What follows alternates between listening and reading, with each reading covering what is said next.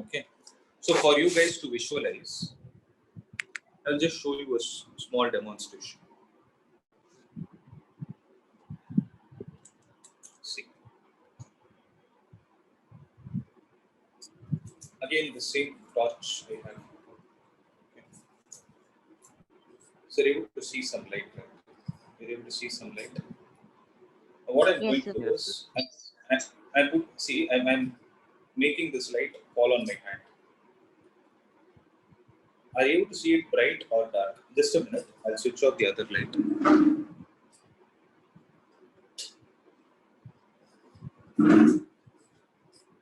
You're able to see on my hand, right? Is it bright or dark?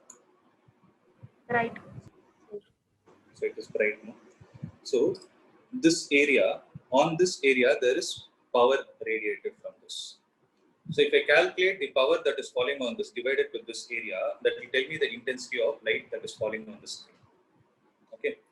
So I bring it close. Is the brightness increasing or decreasing? Increasing. So when I bring it close, it is increasing. You are able to see it is increasing for a lesser area. Means for lesser area, more amount of light is falling, then we can say intensity is more. If I try to move it away, maybe it is bright, but what is happening? It is getting spread on more amount of area. It means the light is getting scattered. Right? You are able to visualize what intensity means. Right? So whenever you have a spot which has more amount of light, at that place what would have happened is constructive interference would have happened. But here it is only one light. Okay. If suppose there is one light,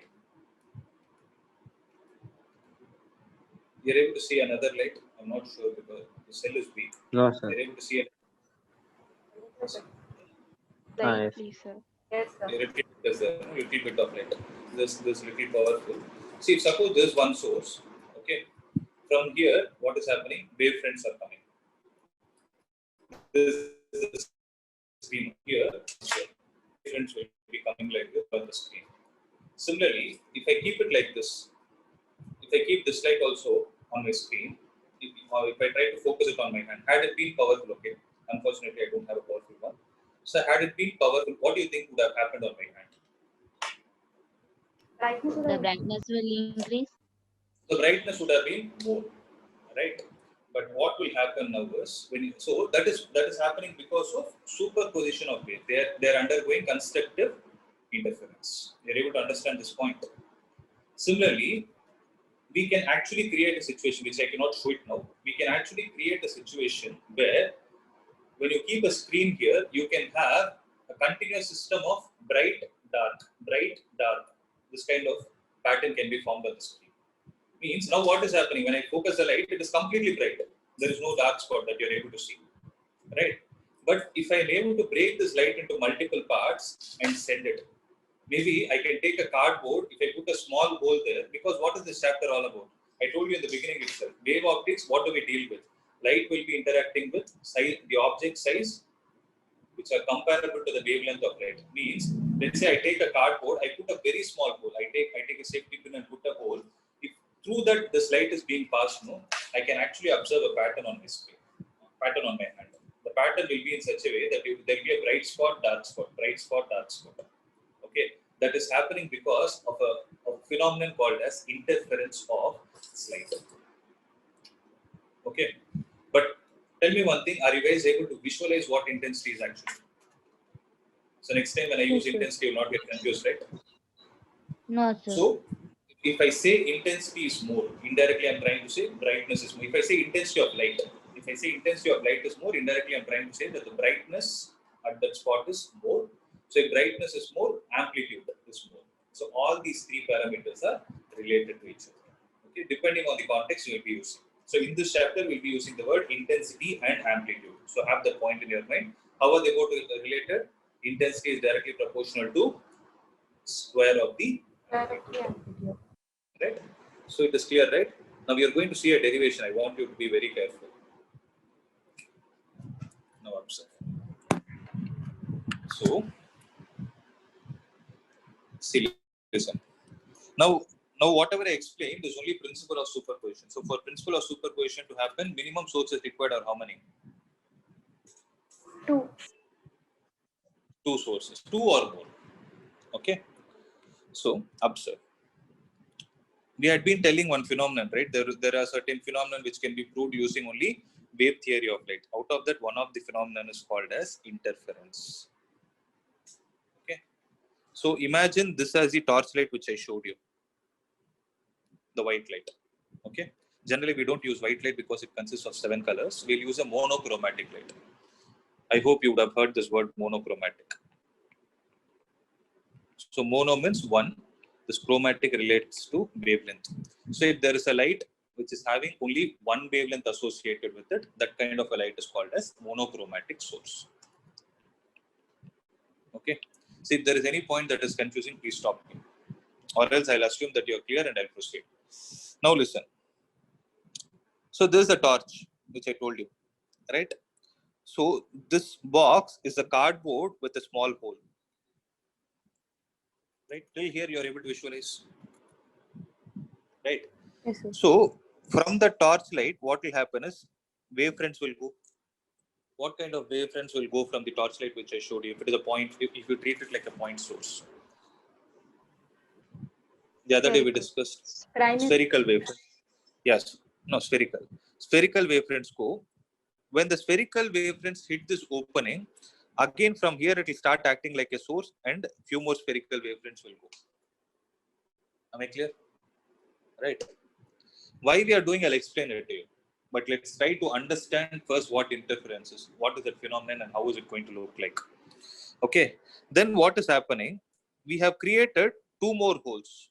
These two holes are called as slits. Slits means small opening.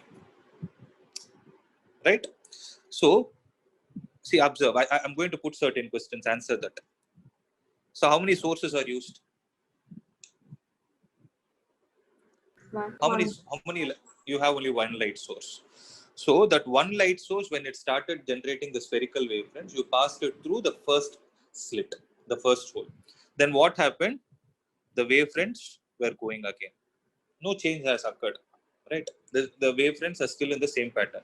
Now, what did you do to these two wavefronts is, you virtually created two slits on the cardboard or your paper, whatever it is, of a pin size. Okay, you have a safety pin, right? You just poke and take it out. Imagine that is the size of the hole. It should be that small for all these things to be observed. Okay. When that happens, this last wavefront, see, I'm using a red color. Please observe that clearly. The last wavefront is there, no? Do you think this wavefront will still be able to continue like this? No, sir. No. Rather, what would happen? Two separate The, wavefronts would be formed. the red wavefront, it is further get split into two wavefronts. One like this and one like this. Are you guys able to visualize this? So with increasing radius, sorry. So imagine them like ripples of water. Okay, that is, you have a still water. If you drop one stone, what will happen?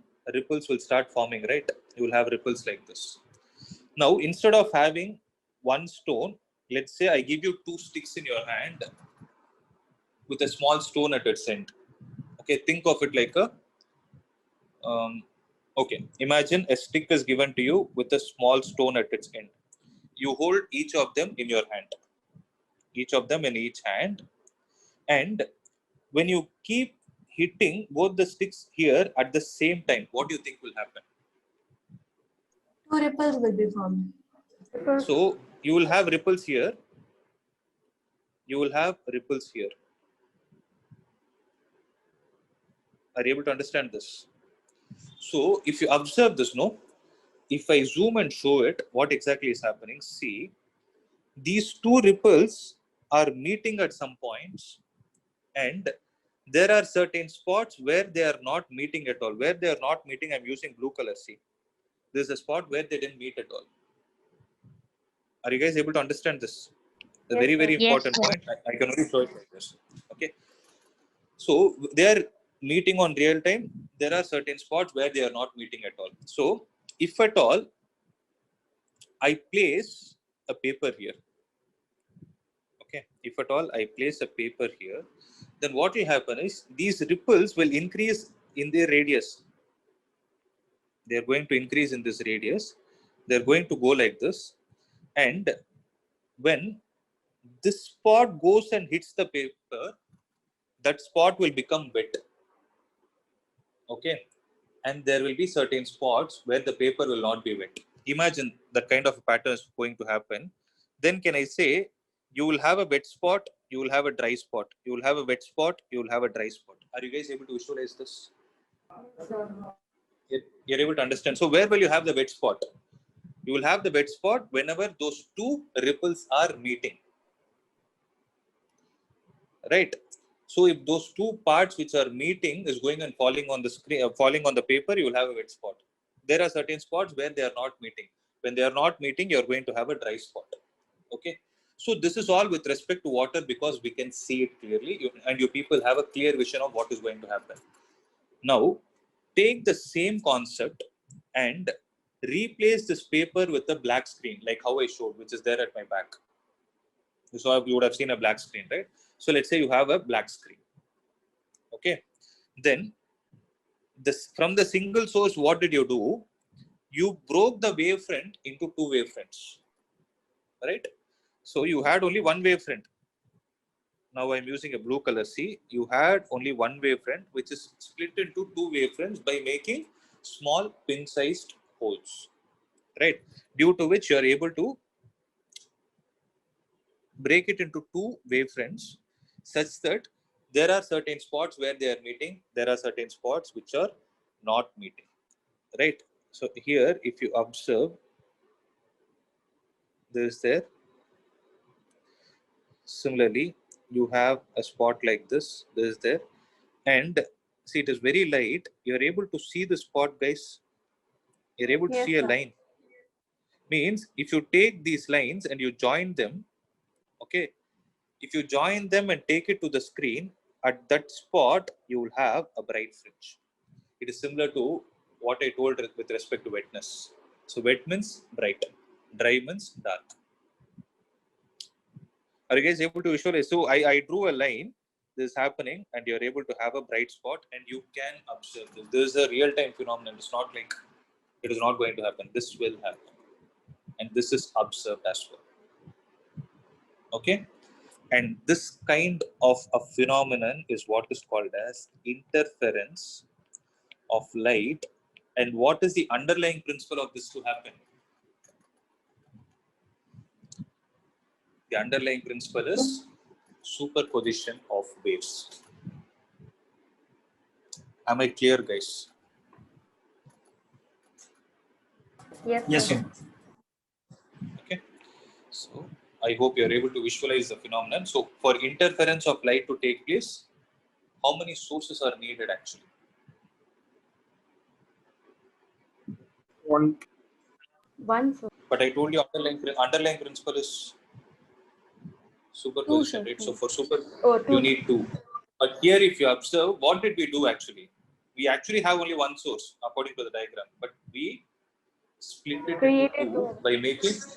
by making two holes on the cardboard, right? So for interference to be observed, the minimum number of waves that you need are two. Similarly, the next concept that we are going to learn is diffraction. For diffraction to be observed, you need only one. Okay, that we will see at that point. As of now, am I clear? So based on Yes. this, I'm going to introduce okay, concentrate. I'm going to introduce certain terms. Listen to it carefully. If there is any doubt, please ask. So listen, please make a note of this, okay? When there are two waves there are certain conditions to be satisfied, guys, okay? It is not like you can randomly observe this kind of a pattern. You cannot. With white light, you cannot observe this clear pattern because it is made up of many colors.